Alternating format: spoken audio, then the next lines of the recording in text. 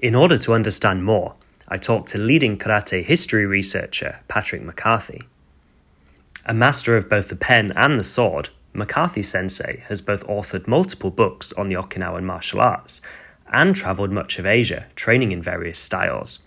One of his key areas of interest is the bubishi, for which he provided the first translation into the English language. Miyagi Chojun and his selecting the name for his style of karate out from the bubishi, from the 8 poems of the fist. He was a young man, came from a fairly well-to-do family. As a teenager, began to study the fighting arts with a gentleman who had not long before returned from China himself. So if he'd just come back from China, and a lot of people don't talk about this, but we know that this man I'm talking about, who came back from China, he didn't start to teach martial arts right away. He actually became a dealer in a gambling casino first. And so the story goes that this young man who went to China and literally spent, think about it for a minute. So if he went in 1871, 81, 91, coming back, that would be 30 years, wouldn't it? I mean, some people say 10, some people say 20. When I do my math, I say it was probably around 25 years, because when he came back, he didn't start to teach right away. And we know that Miyagi Chojun didn't spend that many years with him. And of course, Emabuni Nikema, Kyoto Juhatsu as well. So when we're thinking about that, and he was a gambler, we hear that he was addicted to opium. And he was a big drinker as well. And one of the reasons he died was because of the drinking part, right? And so if you're smoking and you're smoking a lot of opium and you're drinking a lot and you're working late nights as a gambler, I can't imagine you're going to be the healthiest puppy on the planet as well. And so he passed away in 1915, by the way. That's not that old either. And so, I forgot to tell you who the guy is. His name was Higo-onna Kanyo, or some people say Higashi-onna Kanyo. So when you look at that, you realize he started learning Kung Fu from Aragaki Seisho. Now, Aragaki Seisho introduced him to one of his best friends, Kojo Taite. We're assuming that it was the same method, same style, and even if it was not, they were both Southern Chinese boxers from Fujian that couldn't be that far apart stylistically in those days. So, and if Kojo would say, here's a recommendation to go to my family's dojo in China, and then we actually, and by the way, we know what Kojo is now, by the way, and we know the lineage of Kojo in China as well. Again, this ambiguous name, Ryukyu, by the way. And so, and we know some stories of other people who later would come from Okinawa to China and allegedly train in the same school. And one person was Uechi Kanmu. But we know that he didn't spend that long at that school, and the reason for that, we are told in folklore and oral tradition, was because apparently Kanmu Sensei had a bit of a speech impediment. Now, I don't know if it was like he stuttered or he had a problem speaking Chinese. That's not really well defined. But we do hear the rumor that he was made fun of or criticized at the dojo, at the school, at the Kojo school. And because of that, he sought instruction elsewhere. And this is where we enter into he found the teacher Shu Shiwa, who was a tiger boxer. I won't go down that pathway today. So we got Miyagi Chojun learning from Higo-onna Kanyo, who brought back Southern boxing from Fujian province. And because of this connection with the bubishi, we now know it was crane boxing. The point I'm trying to say is the Tei meant the martial art, the fighting art. That's what it was. And so In as early as 1913, Funagoshi Gichin, who was an educator himself, who had a couple of instructors prior to becoming an actual school teacher himself, described the fighting art that was practiced and taught in secrecy in and around the three principal geographical locations or principalities of Okinawa in those days. And that had three parts. It had the castle capital of Shuri, it had the deep water port of Tomari, and it had the central area called Na, in which there was a large Chinese community in Na. So he said,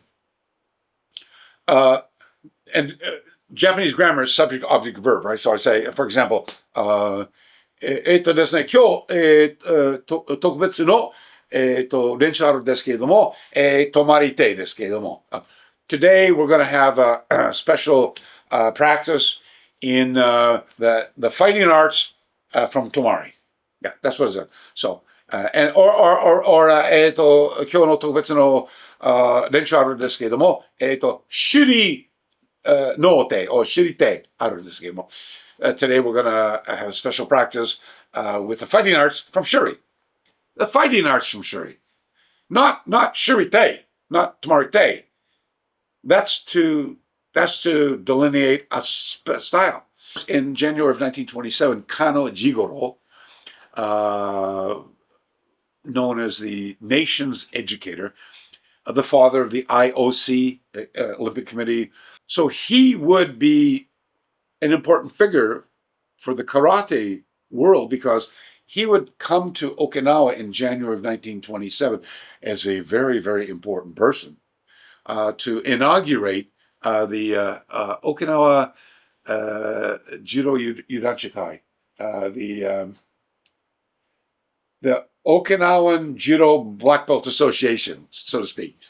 And first time the founder of judo was coming to establish judo as a practice in Okinawa. And the program would go like this. We got a representative from a place called Tomari. His name was Kyan Chotoku. And Mr. Kyan, you're going to demonstrate your martial arts from Tomari. Yes, I am.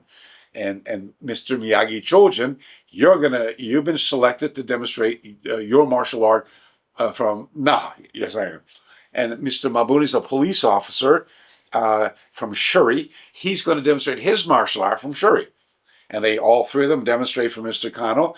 And we know that Mr. Kano at least said to Miyagi, maybe not Kyan, we don't have that historical testimony, but we know he said to Miyagi and Mabuni, you guys should bring this up to the mainland of Japan.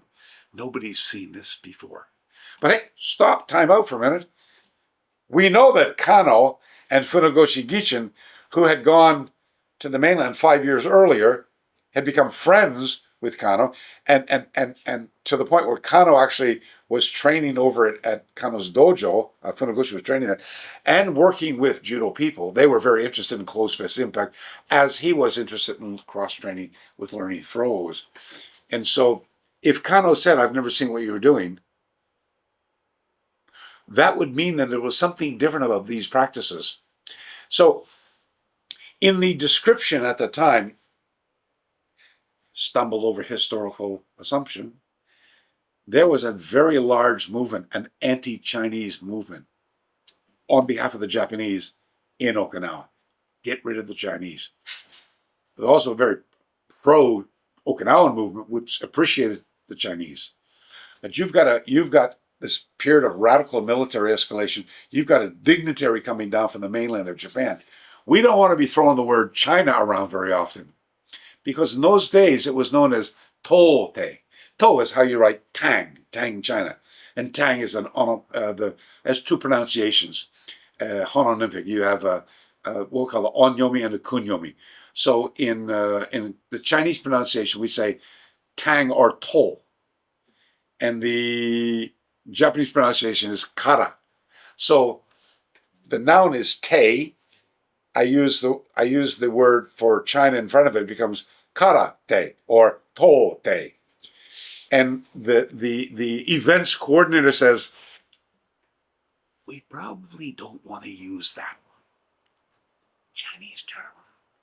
Let's describe it as simply Ken Sensei's from Tomari is going to be demonstrated martial arts that are practiced in Tomari, and so on. So it became Tomari-te, Naha-te, Shuri-te, and that was and there was a lot of publicity around it. And I tell people, in my opinion, that's what gave rise to people thinking that's the style.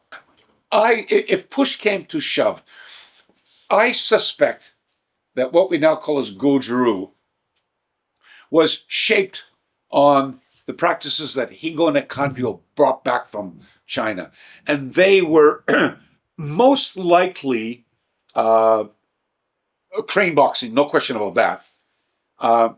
And I doubt seriously whether he would have had Sanshin for sore. And he may very well have had a few other practices.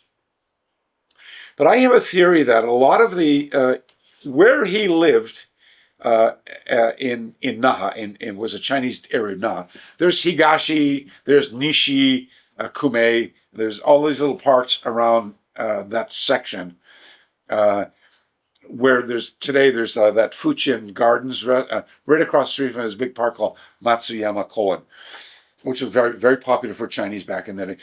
And you've been to China for long. You know what goes on in parks, especially on weekends. And I suspect that a lot of the exercises that are embraced in Goju-ryu, that is our tradition, actually did not come from China at all.